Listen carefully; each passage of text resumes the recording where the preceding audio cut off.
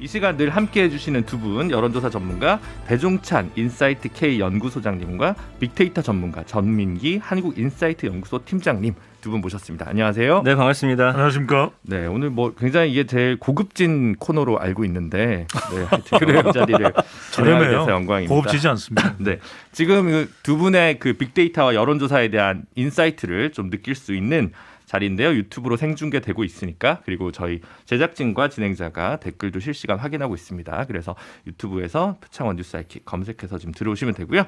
바로 넘어갑시다. 오늘은 계속 뭐 모든 시사 프로가 그럴 것 같습니다만 용산 집무실 이게 좀 핵심적인 얘기인 것 같은데요. 네. 사실 이게 이렇게까지 블랙홀이 될 줄 두 분 같은 경우도 사실 이건 좀 예측하기는 어렵지 않습니까? 제가 이렇게 이야기하면은 비난의 문자 폭탄이 막 쏟아질 것 같은데 우리 뉴스 아이크로 폭탄을 일단 사랑합니다. 방송국은. 네, 저는 지난해부터 네. 용산 이전을 떠나서 대선 끝나고 나서 더 팽팽해지겠구나, 더 긴장감이 흐르겠구나, 진영 간의 갈등이. 네. 대결 대전이 오겠구나. 그걸 사실 방송에서도 이야기를 했었어요. 네네, 저도 들은 기억이 납니다. 왜냐하면 이게 정치적으로 완전히 양극화된 이번 대선 결과잖아요. 네. 그 대선 결과에서 한 치 앞도 못 나가는 용산 이전 논란이라고 봐야 되겠죠. 아. 근데 이제 저는 이제 이 대선 끝난 이후에 다음날 빅데이터 상에서 국민들이 원하는 게 무엇인가 새 대통령에게 첫 번째가 통합이었거든요. 네. 두 번째가 경제고 세 번째가 이제 외교력입니다. 우크라이나 사태 바라보면서 외교력 굉장히 중요하구나. 이 통합 국가의 경제 수장이. 외교 순이었다. 근데 이제 지금 뭐 양분됐다고 하는데 저는 그렇게는 생각 안 해요. 왜냐면 중도층이 굉장히 넓고 빅데이터 상에서의 그분들의 어떤 생각들을 읽히는 점을 봤을 때 지극히 상식선에서 이야기들을 하고 계시거든요. 그러나 용산 이전과 관련해서 지금 나라가 또다시 반으로 나뉘는 모습에 대해서 이따 뭐 빅데이터 분석해 드리겠지만 네. 국민들이 반가워하진 않고 있다 말씀드릴 수 있겠네요. 일단 여론조사 결과부터 보겠습니다. 배 소장님. 여론조사입니다. 미디어 토마토가 뉴스 토마토 열을 받아서 19일, 20일 실시한 조사입니다. 용산 이전에 대해서 이제 물어봤는데요. 청와대 그대로 있는 것이 낫겠다가 58.1%로 10명 중 응답자 10명 중 6명에 가깝게 나타났다고. 높네요, 상당히. 나타났고요. 네. 용산 이전에 찬성한다는 여론은 33.1%. 그러니까 한 3명 중에 1명 정도로 나타나서 자세한 사항은 조사기관의 홈페이지에서 확인 가능합니다. 보통 우리가 여론조사라고 하면 적어도 팽팽할 때보다는 한 6대4 정도는 돼야 네. 그래도 뭔가 정책을 좀 더 탄력 있게 집행해 나갈 수 있거든요. 찬성 6일 때. 네. 네. 결국 국민 여론의 공감은 충분히 받고 있지 못하는 상황으로 봐야 되겠죠. 추진력이 좀 부족하다라는 건데요. 그렇다면 실제로 6대4 뭐 2배까지는 아니지만 어쨌든 상당히 좀 격차가 나는데 네. 이거 그러면 당연히 당선인의 국정 수행 능력이나 뭐 평가 이런 것들과도 연동이 될 수밖에 없을 것 연동될 같은데요. 수밖에 없죠. 네. 그만큼 윤석열 당선인의 국정 수행 기대감입니다. 뭐 심지어는 이런 부분에 대해서 이거 왜 조사하냐, 네. 윤석열 당선인 뭐 발목 잡냐. 근데 이전 당선인들도 다 조사를 했었어요. 다 했던 거죠. 그 문재인, 질문과 박근혜, 이명박 다 했던 거죠. 다를 이유도 없는 것이고요. 네네. 리얼미터가 미디어 헤럴드의 의뢰를 받아서 14일부터 이제 18일까지 실시한 조사입니다. 윤석열 당선인의 국정수행 기대감입니다. 네. 그러니까 임기가 시작됐을 때 잘할 것 같으냐 이렇게 이제 물어보는 것인데 잘할 것으로 생각된다가 49.2%고요. 그 다음에 잘 못할 것이다가 45.6%. 그러니까 역대 대통령 당선인 때는 거의 70%, 80% 이상 됐거든요. 네, 그렇게 출발하죠 일단. 매우 높게 네. 이 국정수행 기대감이 나타났는데 직전에 실시했던 조사보다도 국정수행 기대감이 3.5%포인트 더 내려갔어요. 이건 가장 큰 이유는 무엇보다도 뭐 호남에서 내려가고 또 PK 지역에서 또 내려갔거든요. 네네. 그걸 본다면 심지어는 20대에서도 내려갔습니다. 네. 그러니까 20대 남자들은 30대 남자들은 지난 이번 대선에서 윤석열 당선인이 견인차 역할을 했던 또 연령 뭐 상대적으로 많이 지지했죠. 네. 그렇다면은 적어도 무엇이 원인이 됐을까? 최근에 대통령과의 회동 불발 그리고 용산 이전과 관련된 갈등 이 부분이 당선인에 대한 국정수행 기대감을 높이기보다는 낮췄다고 봐야 되겠죠. 전민기 팀장님 이 두 통계, 그러니까 뉴스토마토에서 진행했던 청와대 집무실 이전과 관련해서 6대4로 나뉜 부분이나 네. 당선인에 대한 평가가 또 또 이제 하락세로 해서 벌써 50% 이하로 떨어진 부분, 요거에 대해서 구체적으로 좀 어떻게 살피고 계신지요? 저도 일단 이따가 좀 짚어드리겠지만 빅데이터 상에서도 이제 부정 감성어가 그 정도 나와요. 비슷하게 여론조사. 그래서 사실은 이 부분과 관련해서 일단 좀 설명드리겠지만 국민들이 좀 납득을 못하고 계시다라는 네. 감성어가 좀 많이 보여지기 때문에 그 국민을 일단 설득을 해야 되는데 좀 그렇지 못하고 있는 점이 좀 더 부정적인 견해가 좀 사실 많이 우리 올라온 것 같습니다. 국민들이 사실 상당히 관대하죠. 맞아요. 그래서 네, 네. 이게 시작할 때는 뭐 누구를 찍었든 상관없이 60-70%로 일단은 깔고 시작한다는 건데 지금 이게 별로 좋지 않은 게 한편으로는 소장님 얘기하셨듯이 대선이 워낙 박빙이어서 그럴 수도 있는 부분이 네. 있을 것 같고 다른 한편으로는 좀 소통이 지금 좀 부족한 부분이 있다라는 게 좀 전민기 팀장님 말씀해주신 부분인 것 같아요. 근데 저는 이제 그런 부분도 있는 것 같아요. 역대 대통령이 87년 이후에 다 친인척 비리로 누군가 구속이 됐습니다. 아들이나 뭐 배우자, 뭐 형, 뭐 별의별 일이 다 있었는데 죄송합니다. 문재인 정부는 그게 없었어요.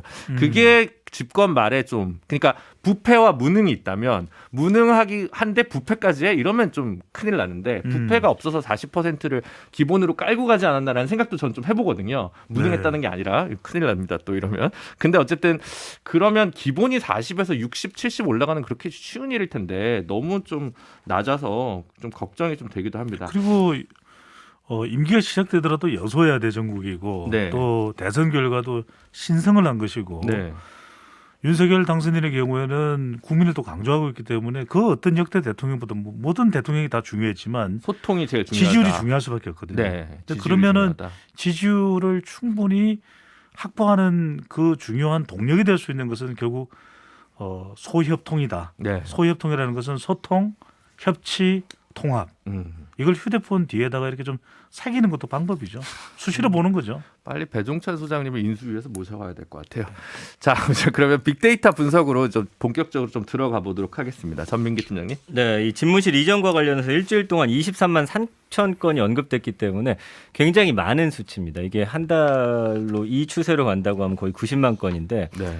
그 이제 또 여기 처음 앉으셨으니까 이 수치가 어느 정도인지 감이 없는데요. 그렇죠. 그래서 네. 이제 늘 제가 이제 비유하는 게 국민 MC 유재석 씨 1년에 한 뭐 40에서 60만 건 사이가 언급이 되니까 국민들 관심이 굉장히 높은 거죠. 네. 한 달에 10만 건 이상이 되면은 그래도 온 국민이 알만한 이슈라는 뜻이거든요. 네네. 근데 지금 일주일 만에 23만 건이라는 거는 굉장히 관심이 높다라는 겁니다. 이거 초집중하고 있다는 것이고요. 네.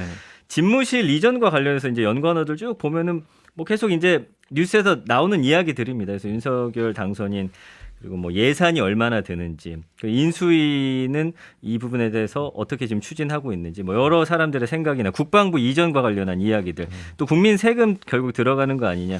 이게 공약과 관련해서 사실은 공약 이행을 우리가 원했지만 이건 아니다라는 어떤 그런 키워드들 많아요. 그래서 감성어가 24.4 대 68.1인데 네. 소외라는 단어가 가장 크게 보입니다. 이게 국민들이 좀 소외됐다라는 느낌이시고요. 너무 조금 빨랐다라는 거겠죠. 혈세가 낭비되고 있다. 역풍이 불 것이다. 어이가 없다. 횡포다. 강압적이다. 반대하다. 너무 졸속이다.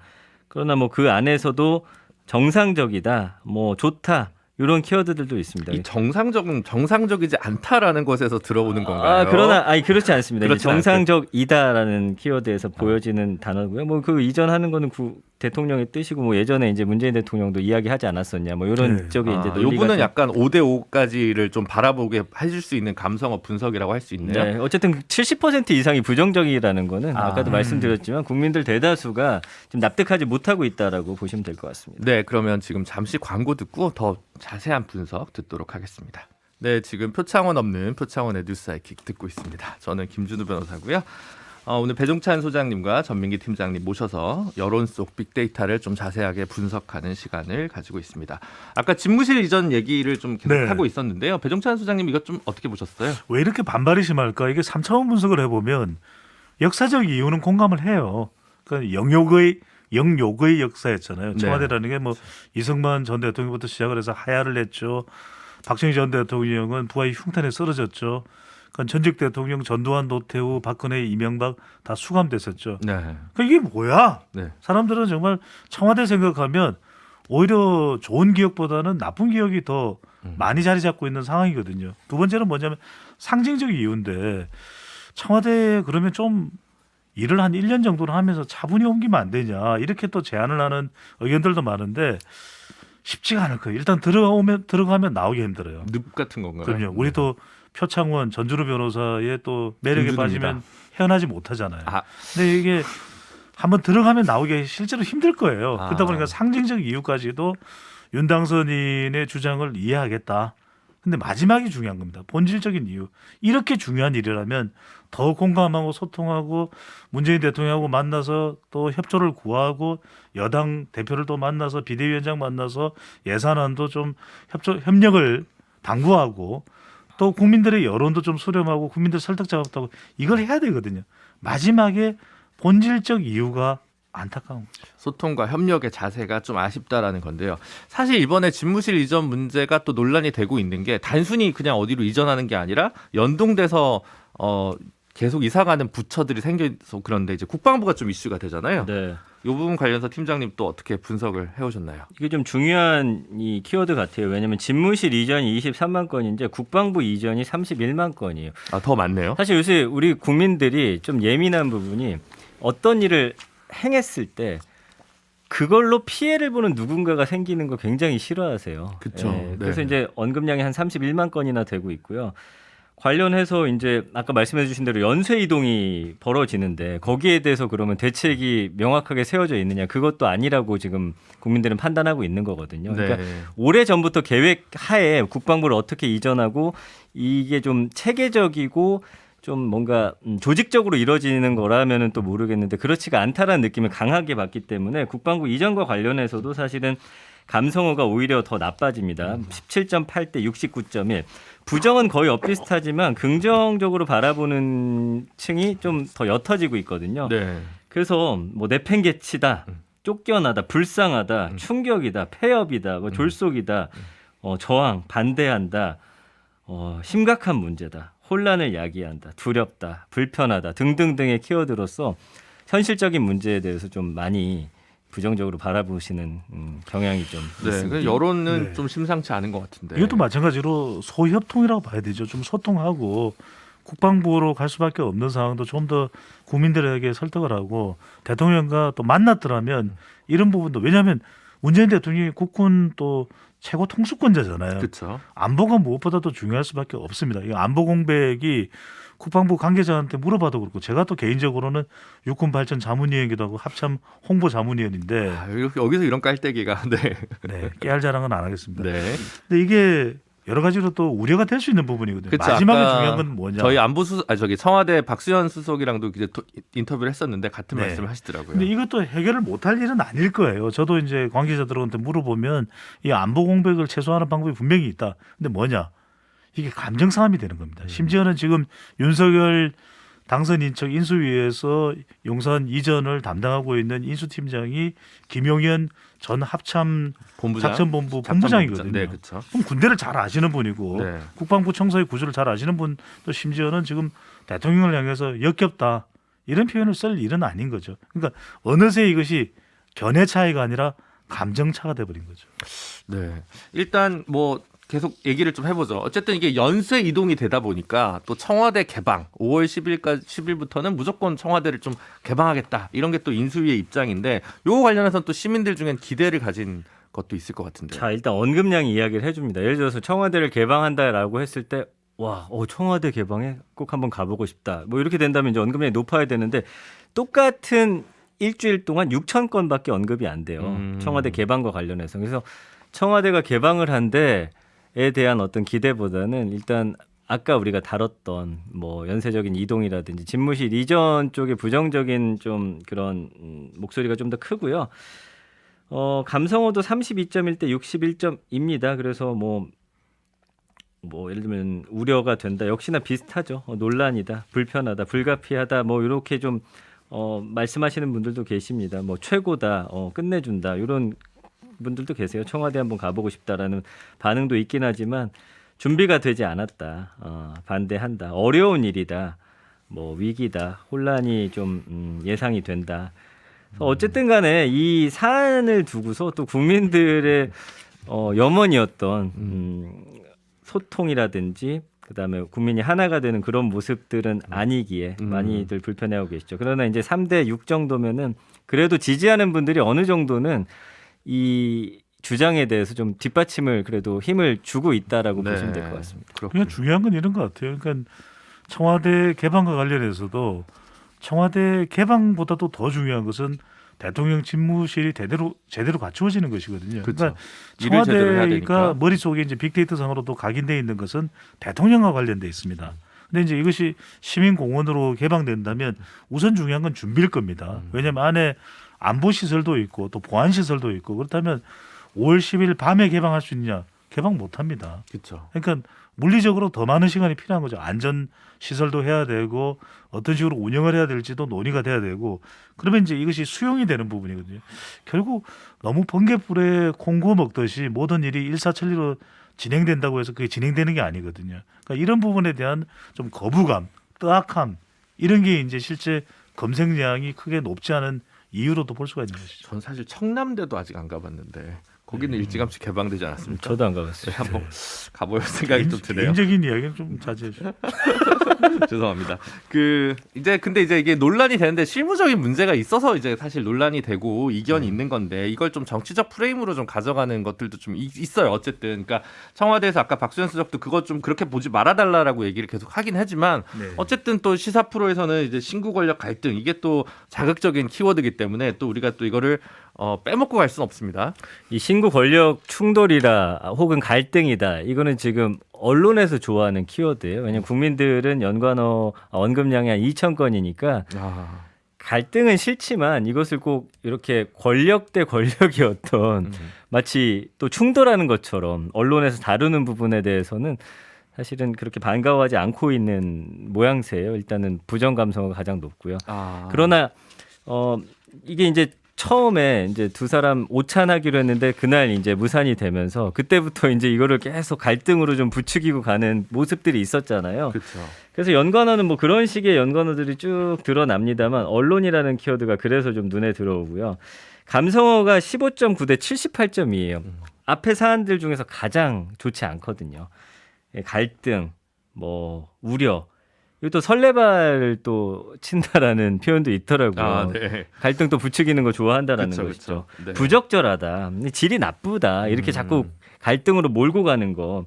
그래서 우려하고 논란이고 뭐 불만이고 이런 키워드들로서 좀 또다시 이렇게 양분되어가는 대한민국에 대해서 우려의 목소리를 좀 많이 보여주고 계십니다. 근데 이건 정말 우리 국민들이 이번 대선 결과를 놓고도 걱정을 많이 했을 때 이건 아닌 거죠. 오죽했으면 신구 갈등?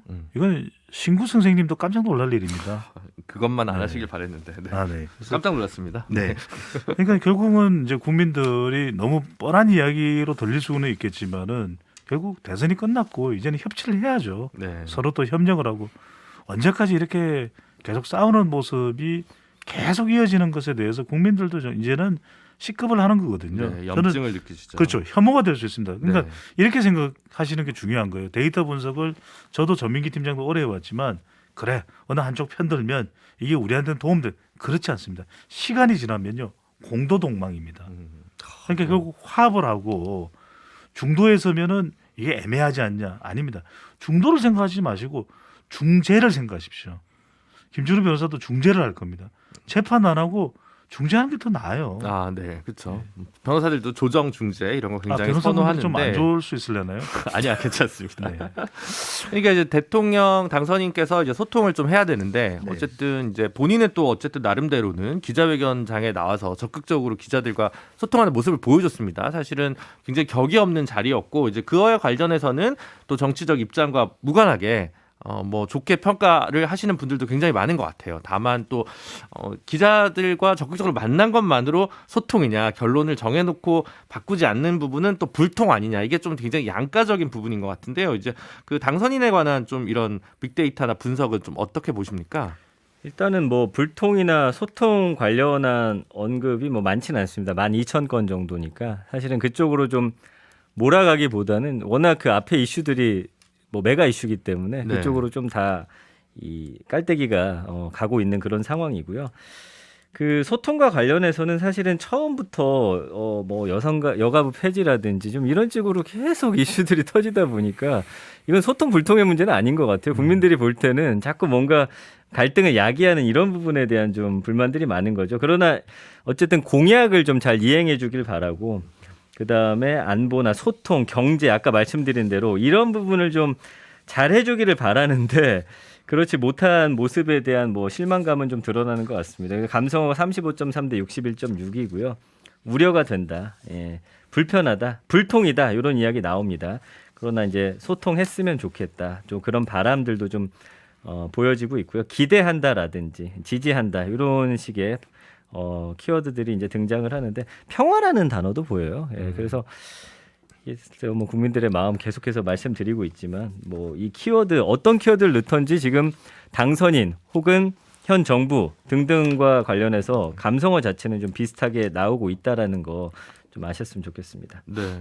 그러니까 결국은 지금 아직은 뭐 윤석열 당선인과 소통 불통 이렇게 평가하기는 좀 이르고 그 단계는 좀 아닌 것 네, 같아요. 각각의 의제가 가지는 휘발성에 따라서 언급량이 달라지고 이런 거지. 이게 네. 소통의 대마왕이다, 뭐 그러나 불통의 대명사다 이런 건 아니라는 이제 뭐 거잖아요. 광화문 아까 말씀드린 뭐 국방부 이전과 관련해서는 사실은 좀 소통이 부족하다이지만 네. 이 몇 가지 사안을 두고서 소통을 더 해야 된다. 너무 불통이다. 이미지가 이렇게 뭐 고착화되지는 않고 있습니다. 뭐 아직 네. 초기이기 때문에. 아직까지는 섣부르겠죠. 근데 이제 중요한 것은 그러니까 어떻게 하면 되는지는 누구나 알고 있거든요. 그러니까 여기에 우리가 등장하는 것이 이른바 많은 사람들이 이야기하는 오므라이스 이론입니다. 먹고 싶은데 오므라이스 맛있잖아요. 지금 또 저녁 시간이고. 그런데 나는 먹고 싶다. 그럼 누가 만들어주나요? 아, 여보 정말 그 오므라이스 너무 맛있어. 정말 그거 잊을 수가 없어. 그러면 만들어줍니다. 그러니까 이른바 존중을 할 때 득템이 되는 거거든요. 그러니까 지금 대통령과 만나고 협력을 요청하고 국민들에게도 좀 더 설득력 있게 용산 이전이 왜 필요한지를 더 적극적으로 이야기를 할 때 그걸 얻어낼 수가 있는 거겠죠.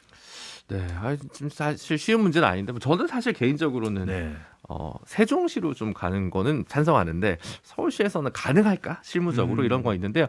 청취자들 지금 뜨거운 의견들이 속속 도착하고 있다고 합니다. 먼저 이사구구님은요. 이전하지 말고 그 돈으로 없는 서민들 도와주세요. 서민들도 힘들어요. 사실은 지금 전기요금 인상 백지화가 원래 윤 후보님 윤 당선인 공약이었고 추경 50조 마련하려면 그것도 쉽진 않은데 의리 있는 말씀이신 것 같고요. 1798님 청와대의 제왕적 대통령 시대 이제 끝내야 합니다. 이번에 청와대 탈피 못하면 영원히 못 옮깁니다. 좀 고생더라도 해야 됩니다라는 지지의 의견을 좀 주셨고요.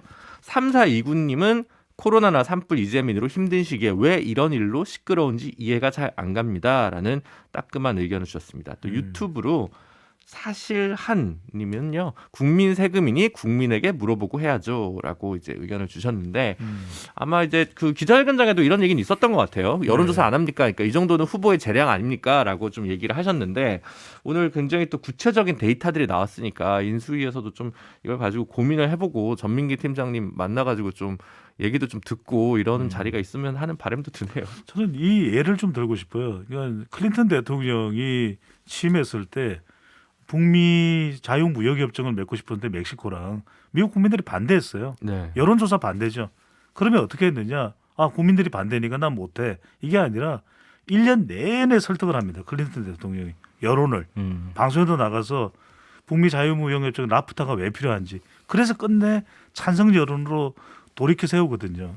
그러니까 저는 윤석열 당선인이 지금 중요한 게 여론이 안 좋다? 그럼 굴복하라는 이야기 아니라 이 악화된 여론을 어떻게 돌릴 수 있을지 이걸 고심하고 방안을 찾아내는 것이 더 효과적인 것이죠. 여론 형성을 위해서 정치가 필요하다. 저희가 이제 이 코너 굉장히 오래 했거든요. 네. 하면서 느낀 게 여론이라는 게 하나의 이슈 때문에 뭐 물길이 바뀌긴 하지만 그렇다고 되돌아오지 않는 건 아니거든요. 그래서 배종찬 소장님하고 늘 느꼈던 게 계속 이제 종이가 쌓이듯이 그런 이슈들이 모아져 가지고 한 사람에 대한 평가를 나중에 하게 되는 요즘엔 그렇게 하시거든요. 국민들이.